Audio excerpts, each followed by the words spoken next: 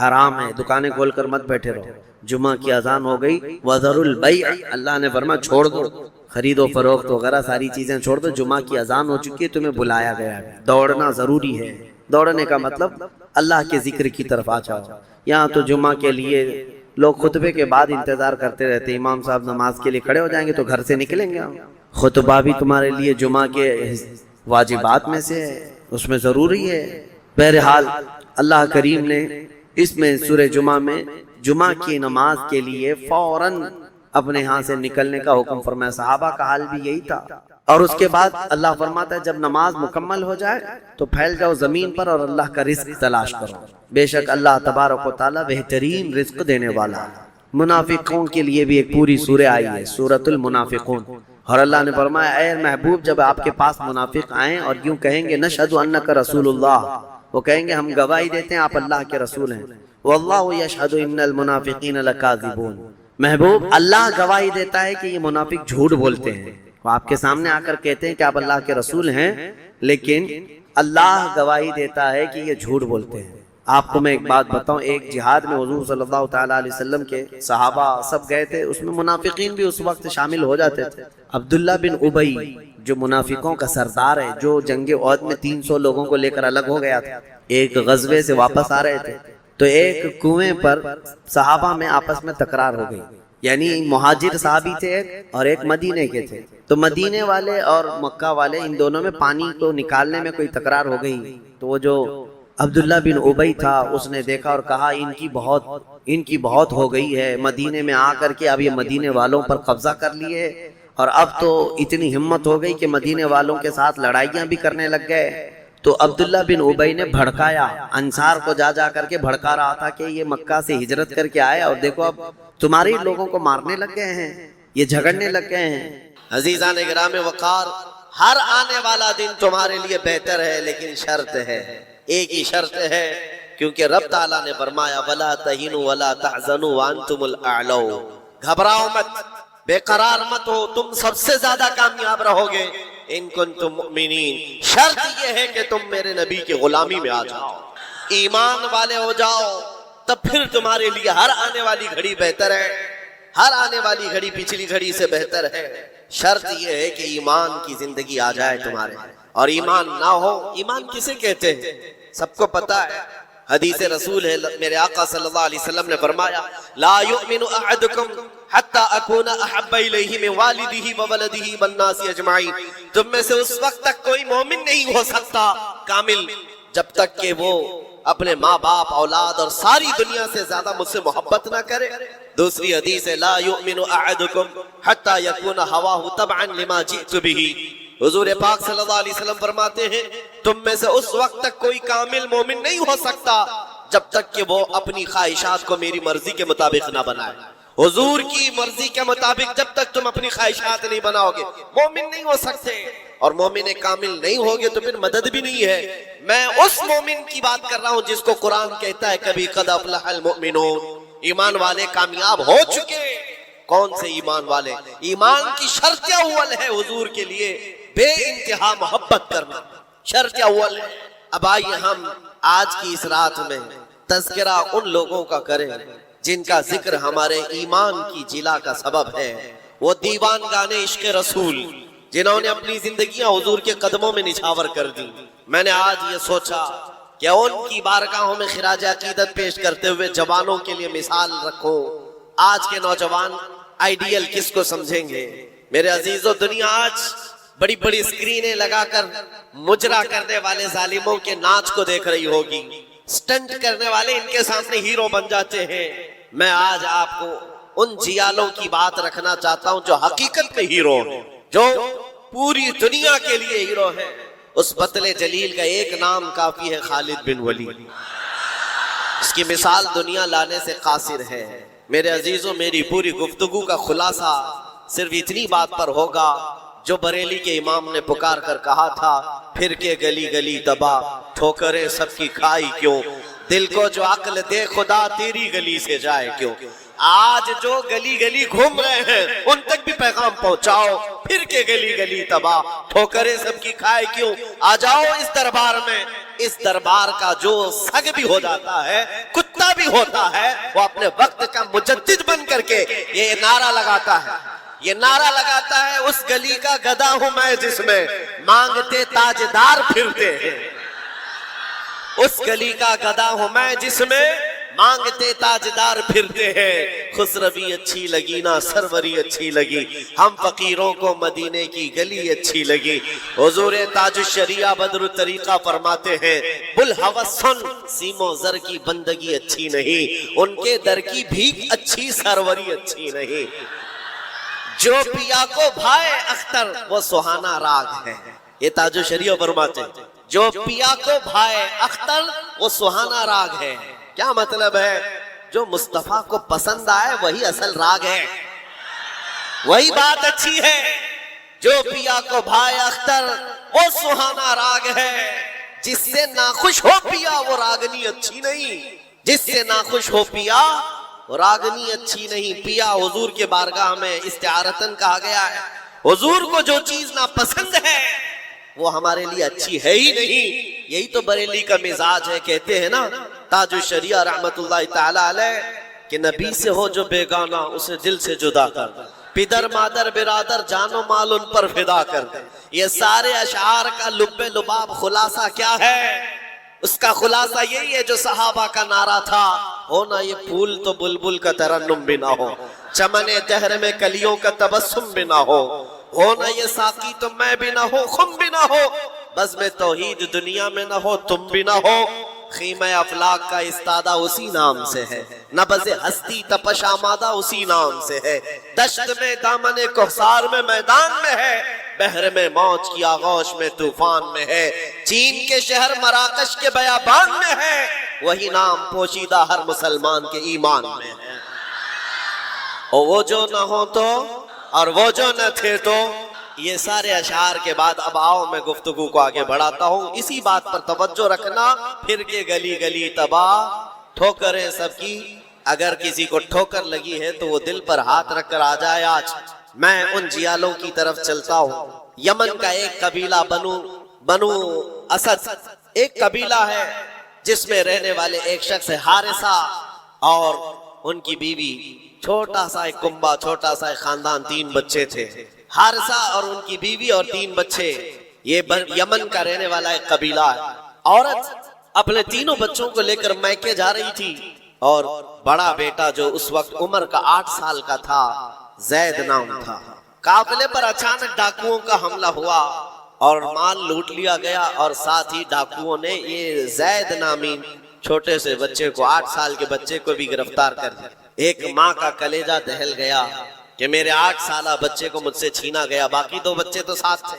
ماں کی کیفیت ایسی تھی کہ پہاڑوں پر چڑھ جاتی، چیختی تھی، اور عربی میں جو اشعار کہتی تھی، اللہ اکبر، آج بھی موجود ہے۔ یمن کی رہنے والی یہ خاتون پہاڑوں پر جا کر پکارتی تھی کہ کوئی میرے زید کو دیکھا ہے تو مجھے بتا دے، اور جب خبر باپ کو آ کر لگی، باپ جان نچھاور کرتا تھا اپنے بیٹے زید پر۔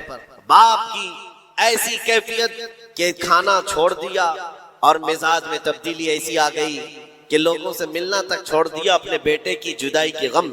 یمن والے کہتے تھے کہ حارثہ کا بیٹا جو گم ہوا یوسف گم گشتہ ہے، یعنی ایک دوسرا یوسف ہے۔ جیسے حضرت یعقوب علیہ السلام کے بیٹے یوسف کی علیہ السلام کی دوری ہوئی تھی تو آپ نے غم کیا تھا، حارثہ نے اپنے بیٹے زید کی جدائی میں بہت رویا۔ اور وہ اشعار جو عربی میں لکھے جاتے تھے، یمن میں جب وہ اشعار پڑھتے تو اپنے جو دشمن ہوتے وہ بھی رو پڑتے۔ باپ کی جدائی کے غم کے اشعار لوگوں کو رلاتے تھے۔ زمانہ گزر گیا، اب ڈاکوؤں نے اس زید کا کیا کیا تھا، کچھ سال اپنے پاس رکھا، اور عکاظ کے میلے میں، مکہ کے قریب ایک میلہ لگتا تھا، اور اس میلے میں لا کر زید کو غلام بنا کر بیچ دیا۔ جب بیچا تو یہ زید غلام بن کر کے کس کے حوالے آیا؟ خدیجہ بنت خویلد، ام المومنین حضرت خدیجہ رضی اللہ تعالیٰ عنہا کے گھر حضرت حکیم بن حزام کے ذریعے سے۔ جب یہ غلام حضرت خدیجہ کے گھر آیا تو اس وقت 15-16 سال کی عمر تھی۔ پہلی نظر مصطفیٰ کریم کی پڑی تھی۔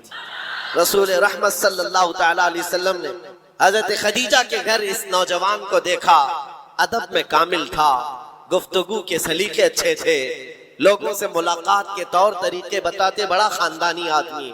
جب یہ پہلی نظر میرے مصطفیٰ کریم صلی اللہ علیہ وسلم کی پڑی تو ام المومنین خدیجہ سے کہا، میرے آقا نے اگر آپ بہتر سمجھیں تو یہ غلام میرے حوالے کر دیں۔ کیا قسمت ہے جس کو خود رسول اللہ خریدی، زید کو خرید لیا، بلکہ تحفتاً حضور کو دے دیا گیا۔ غلامی کا دور ہے، زید یہی وہ حارثہ کے بیٹے ہیں، نبی مکرم صلی اللہ تعالی علیہ وسلم کے حوالے آ گئے، دن رات مصطفیٰ کریم کے ساتھ گزر رہے ہیں، تربیت بھی کسی نے سرور انبیاء نے کی، اور نوجوان کے طور طریقے ایسے۔ میرے عزیزو آپ کو پتا ہے یہ وہ زید ہے جس کے بارے میں آپ کو بتاؤں، حضور پاک صلی اللہ تعالی علیہ وسلم کے چند دنوں کے بعد مکہ میں مشہور ہو گئے، محمد صلی اللہ تعالی علیہ وسلم کا اگر کوئی محبوب ہے تو وہ زید ہے۔ حضرت ابو بکر صدیق رضی اللہ تعالیٰ عنہ بھی اس بارے میں فرماتے کہ زید کو جو قرابت تھی اس پر مجھے رشک تھا حضور اکرم صلی اللہ علیہ وسلم کا۔ اب زمانہ بیتتا گیا، زید کے گھر چھوٹے، خاندان چھوٹا، ماں چھوٹی، باپ چھوٹے، غلامی کا دور چل رہا ہے۔ ایک بار حج کے لیے ایک قبیلہ یمن سے آیا ہوا تھا، اور یمن والے حج کرنے کے بعد وہ اشعار سنا رہے تھے جو حارثہ زید کے باپ نے لکھے تھے اشعار، اور رلا رہے تھے۔ وہاں جب یہ قبیلہ یمن کے وہ اشعار پڑھ کر کے سنا رہا تھا، یہی زید وہاں سے گزر رہے تھے۔ یمن والوں نے دیکھا، پہلی نظر میں پہچان لیا، یہ وہ زید ہے جس کا باپ پورے یمن کو رلاتا ہے اس کی جدائی میں۔ یہ مکہ حرم کعبہ کے پاس کیا کر رہا ہے؟ لوگوں سے پوچھا کون ہے، لوگوں سے پوچھ کر کے زید کو بلایا گیا، پوچھا تمہارا نام کہا، زید، باپ کا نام حارثہ۔ لوگوں نے کہا تجھے پتا بھی ہے تیری ماں کا کیا حال ہے، تیرے باپ کا کیا حال ہے؟ تیری ماں روز پہاڑوں پر چڑھ جاتی ہے، آسمان کو پکارتی ہے کہ آسمان بتا میرا زید زندہ ہے تو میں جینے کی تمنا رکھوں۔ باپ تیرا اشعار لکھ کر کے یمن کو رلاتا ہے۔ زید نے کہا کہ ہو سکتا ہے، لیکن جاؤ اگر میرے ماں باپ اس غم میں روتے ہیں تو ان کو میرا سلام کہنا، اور یوں کہنا کہ انہیں گم گشتہ اونٹ کی طرح مجھے تلاش نہ کرے، اس لیے کہ ان کا زید ان کی گود سے کئی بہتر گود میں ہے۔ یمن والوں کو یہ جواب دے کر بھیج دیا، گم شدہ کوئی بچہ اپنے ماں باپ کی خبر پالے تو کیا ہونا چاہیے، لیکن یہاں کیفیت بدلی ہوئی ہے، یہاں کیفیت بدلی ہوئی ہے۔ حضور پاک صلی اللہ تعالی علیہ وسلم کی اس غلامی میں دن رات گزرتے رہے، شب و روز گزرتے رہے۔ میرے عزیزو، جس کو ہو درد کا مزہ نازے دوا اٹھائے۔ آپ کو میں بتاؤں، یہ قبیلہ یمن کا گیا اور جا کر کے زید کے ماں باپ سے کہا، حارثہ اور ان کی ماں سے کہا تمہارا گمشدہ بچہ مل گیا، حرم کعبہ میں ہم نے اس کو دیکھا ہے اور سنا ہے محمد نامی عرب کے ایک مشہور شخص کی غلامی میں ہے، اور ان کی سخاوت بھی، دریا دلی بھی، رحم دلی بھی مشہور ہے۔ ماں اور باپ نے خبر پاتے ہی مہینوں کا سفر دنوں میں طے کر لیا، دوڑتے بھاگتے مکہ پہنچائے، اور جیسے پہنچے پوچھا کہاں رہتے ہیں محمد صلی اللہ علیہ وسلم۔ حضور پاک صلی اللہ علیہ وسلم حرم کعبہ کے پاس ہی ان کو مل گئے۔ ماں اتنا روئی، باپ اتنا روئے، حضور پاک صلی اللہ علیہ وسلم کو ان پر ترس آ گیا۔ پوچھا کیا بات ہے؟ کہا ہمارا بچہ گم ہوا تھا، سالوں بیت گئے، اب تک ہم نے کھانے کا مزہ نہیں چکھا، اور ہم سب کی زندگی ایسی ویران سی لگتی ہے کہ اس کے بغیر زندگی میں اندھیرا ہے۔ پوچھا حضور نے کون ہے تمہارا بچہ؟ کہا اس کا نام زید ہے اور سنا ہے وہ آپ کی غلامی میں۔ حضور پاک صلی اللہ علیہ وسلم نے فرمایا زید تم ماں باپ ہو زید کے؟ کہا ہاں، اگر آپ مناسب فرما سمجھے تو ہمیں ہمارا زید لوٹا دیں۔ آپ اللہ کی طرف سے سنا گیا ہے بڑا رحم دل رکھتے ہیں، ہمارے لیے اپنا زید لوٹا دیں۔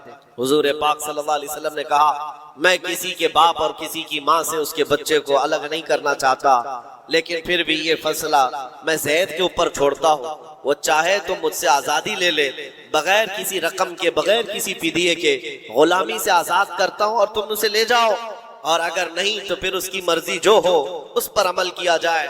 پھر ماں باپ کو لا کر کے زید کے سامنے کھڑا کیا جانا تھا۔ مورخین نے جو تاریخ لکھی ہے پڑھتے ہیں تو آنکھیں آپ دیدہ ہو جاتی ہیں۔ میرے عزیزو، رسول پاک صلی اللہ علیہ وسلم اپنے گھر یہ دونوں ماں باپ کو جو بچھڑے ہوئے بچے کی جدائی میں روتے ہوئے آئے تھے، چچا بھی ساتھ تھا، حضور اپنے گھر لے آئے، اور اس کے بعد زید اپنے کاموں میں مصروف تھے، بلایا زید ادھر آ جاؤ۔ آئے زید، جیسی پہلی نظر پڑی باپ پر माँ पर क्या कैफियत होनी चाहिए। बरसों का बिछड़ा हुआ बच्चा है, बरसों से दूर रहने वाला, माँ बाप की मोहब्बत में ये जुदाई के गम बर्दाश्त करने वाला, एक नजर उठाई फिर नजर झुका ली और सरवरे कायनात की तरफ देखने लगे। मेरे आका ने पूछा, ज़ैद तुम जानते हो इनको? कहा हाँ या रसूल अल्लाह, ये मेरे बाप है, ये मेरे चाचा है, ये मेरी माँ है। हुजूर ने पूछा, ज़ैद तो फिर मिलते क्यों नहीं? बरसों के बिछड़े हुए हो, फिर उनके पास जाते क्यों नहीं? ज़ैद ने कहा, या रसूल अल्लाह, आपके चेहरे को देखने के बाद फिर किसी के चेहरे की तरफ हम नजर नहीं उठाते। तेरे कदमों में जो है गैर का मुंह क्या देखे, कौन नजरों में जचे देख के तलवा तेरा। रसूल पाक सल्लल्लाहु अलैहि वसल्लम ने फरमाया, जाओ ज़ैद मिल लो, माँ से मिल लो, बाप से मिल लो। माँ ने कलेजे से लगाया और चूमना शुरू किया, बाप ने माथा चूमा। ये अजीब मंजर था। बहुत देर गुजर गई इनके लाड़ो प्यार के इजहार की। उसके बाद रसूल रहमत सल्लल्लाहु अलैहि वसल्लम ने फरमाया, ज़ैद तुम्हारे साथ ये हादसा हुआ था, इतने सालों तुम अपने माँ बाप से अलग रहे, अब फैसला तुम्हारी मर्जी पर है, तुम जहाँ जाना चाहते हो जा सकते हो। यमन अपने कबीले जाओ, अपने खानदान, अपनी माँ और अपने बाप, अपने भाइयों के पास जाओ। हजरत ज़ैद उस वक्त खड़े होकर कहते हैं, मक्का वाले ये मंजर देखने के लिए हुजूर के घर के अतराफ जमा हो चुके हैं, बहुत सारे जमा हैं। ज़ैद ने सबको मुखातिब करके कहा, ऐ लोगो हाजिरीन मजलिस, सब देखो, ये मेरी माँ है, ये मेरे बाप है, ये मेरे चचा है, लेकिन सबको गवाह बना कर कहता हूँ, मोहम्मद अरबी सल्लल्लाहु अलैहि वसल्लम की गुलामी 1000 आजादियों से अफजल है। मैं अपनी माँ के पास न जा सकता हूँ, न बाप के पास जाना चाहता हूँ, मैं हमेशा इसी दर की गुलामी में रहना चाहता हूँ। माँ कहती है, बेटा आजाद कर रहे हैं तुझे मोहम्मद सल्लल्लाहु अलैहि वसल्लम, तुझे आजाद कर रहे हैं। दुनिया में किसी को आजाद कर दिया जाए उस वक्त तो बहुत बड़ी नेमत समझी जाती थी, लेकिन तुम हो कि आजाद होना नहीं चाहते। ज़ैद ने कहा, 1000 बाप और 1000 माँ मिलकर जो अपने बच्चों पर शफकत नहीं कर सकती, वो मोहम्मद रसूलुल्लाह ने मेरे साथ किया। जैसे ही हजरत ज़ैद का ये ऐलान मक्का वालों ने सुना तो क्या रसूल रहमत सल्लल्लाहु ताला अलैहि वसल्लम ने उनको छोड़ दिया। आता है फकीरों पे उन्हें प्यार कुछ ऐसा, खुद भीख दे और खुद कहे मंगते का भला हो। हुजूर रहमत सल्लल्लाहु ताला अलैहि वसल्लम, रहमत आलम सल्लल्लाहु अलैहि वसल्लम ज़ैद का हाथ पकड़ करके ले जाते। कहाँ लेकर के आए? हरम काबा के पास आए, पूरे मक्का वालों को मुखातिब करके कहा, ऐ मक्का वालों गवाह रहना, मैंने ज़ैद को गुलामी से आजाद किया और आज के बाद से ये मेरा वारिस है और मैं इसका वारिस। मक्का में ये बात मशहूर हो गई। क्या? ज़ैद को ज़ैद बिन हारिसा कम कहा जाता था, ज़ैद बिन मोहम्मदुर रसूलुल्लाह कहा जाता था। मोहम्मदुर रसूलुल्लाह का बेटा ज़ैद। मेरे अजीजों, जो इस दरबार में आया है, जाहिर सी बात है ये वो मजा है जिसको चखने के बाद ही बरेली के इमाम ने कहा था, फिर के गली गली तबाह, ठोकरें सबकी खाए क्यों, दिल को जो अक्ल दे खुदा तेरी गली से जाए। हुजूर पाक के दरबार का लुत्फ जिसने उठा लिया है, फिर वो किसी और दरबार की तरफ मुंह भी नहीं करता। हुजूर अकरम सल्लल्लाहु ताला अलैहि वसल्लम की बारगाह की लज्जत जिसे हासिल है, वो आज के हैप्पी न्यू ईयर के जलसों में या वहाँ के तमाशाओं में शिरकत करेगा? हरगिज नहीं हो सकता, हरगिज नहीं। वो आंख उन तमाशाओं को नहीं देख सकती जो जलवे रसूल देखने के लिए बेताब। आज की रात मेरे अजीजों ये लिखा जाएगा, तुम्हारे नामा अमाल में तो ये लिखा ही जा रहा है। दुनिया के जो जो हालात अभी चल रहे हैं वो भी लिखा जा रहा होगा कि लोग साल का आखिर हिस्सा किस तरह से गुजारते हैं, नए साल की इब्तिदा और उसका इस्तकबाल किस तरह करते हैं। दुनिया वाले ऐश में धुत होकर, नशे में धुत होकर के करते हैं, मगर मुसलमान नबी पाक के कदमों में ही कामयाबी समझता है। आओ हुजूर रहमत आलम सल्लल्लाहु ताला अलैहि वसल्लम के उस दरबार की लज्जत में देना चाहता हूँ। इसीलिए इस बात पर मैं बार बार तवज्जो दे रहा हूँ। फिर के गली गली तबाह, ठोकरें सबकी खाई की, कब तक ठोकरें खाओगे नौजवान, कब तक उसकी गली में इसकी गली में कहाँ कहाँ मांगोगे, कहाँ कहाँ किससे किससे बात करोगे। एक गली की तरफ आ जाओ जो हर गली से आजाद करती है। दूसरों के मंगता बनने से बेहतर है आमीना के लाल के मंगता बन जाए। उस नबी पाक की गुलामी जो 1000 आजादियों से अफजल है। सैयदना बिलाल हबशी रदी अल्लाह ताला, वो जानिसारे रसूल, दामने रसूल में जैसी आ गया। जानते हो हजरत बिलाल हबशी रज़ियल्लाहु ताला कई सालों तक जख्म उठाए, اور بچہ بچہ ان کے متعلق جانتا ہے. مکہ کی گلیوں میں ان کے پیروں میں رسی باندھ کر اوباش لوگوں کے ہاتھ میں دیا جاتا اور وہ بدماش لڑکے آپ کو مکہ کی گلیوں میں رسی میں پاؤں میں رسی باندھ کر کھینچا کرتے تھے. ان کی جسم پر ان کی پیٹھ پر گرم سل رکھا جانا, دہکتے ہوئے انگاروں میں ان کو سلایا جانا, یہ سب روایتیں پتہ ہے آپ بلال حبشی. لیکن جو میں بات کہنے جا رہا ہوں, زمانہ بیت گیا, آپ تو حضور پاک کی غلامی میں آئے اور حضور پاک صلی اللہ علیہ وسلم کی وفات کے بعد صدیق اکبر کا زمانہ آیا, حضرت عمر کا زمانہ. میرے عزیزو آپ کو ایک بات بتاؤں, جب مجلس امیر المومنین حضرت عمر فاروق رضی اللہ تعالیٰ عنہ میں حضرت بلال حاضر ہوتے, بلال ان کی کیفیت کیا تھی؟ وہ بھی مکہ کے ایک غلام تھے, حبشی غلام. حبشی غلام اس وقت مکہ میں حقارت سے دیکھتے تھے لوگ, کالے رنگ کا ہوتا ہے, چوڑی ناک کا ہوتا ہے. لیکن سیدنا بلال حبشی کی بات یہ ہے, امیر المومنین عمر بن خطاب جس کے رعب و دبدبے کا حال یہ ہے قیصر و کسریٰ کی فوجیں تھر تھر کانپتی ہو, وہ امیر المومنین جس کے بو سے, جس کی صرف اور صرف ہوا سے, جس کی خوشبو سے شیطان راستہ بدل لیتا ہو. جب بلال حبشی ان کی محفل میں آتے تو کیا کہہ کر پکارتے جانتے ہو؟ یا سیدنا بلال, یا سیدنا بلال, اے ہمارے آقا بلال آئیے, اے ہمارے آقا بلال آئیے. حضرت بلال کہتے, حضور یہ آپ کی زبان سے اچھا نہیں لگتا, میں غلام ہوں, مجھے غلام کہہ کر پکارے, آپ سیدنا کہتے. کون کہہ رہا ہے سیدنا؟ عمر ابن خطاب. کس کو کہہ رہے؟ بلال حبشی کو. سیدنا بلال آئیے. حضرت بلال جب کہتے امیر المومنین آپ یہ نہ کہیں سیدنا, مجھ کو غلام کہہ کر پکارے, حضرت عمر کیا کہتے تھے؟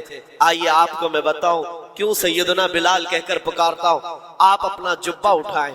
جب وہ جبہ اٹھاتے ان کی پیٹھ پر جو داغے ہوئے نشان تھے, حضرت عمر اس کو بوسہ لیتے تھے اور چومتے تھے اور کہتے اے بلال, جو رسول اللہ کی محبت میں زخم تم نے کھائے وہ زخم ہم نے نہیں کھائے ہیں. جس کو ہو درد کا مزہ نازے دوا اٹھا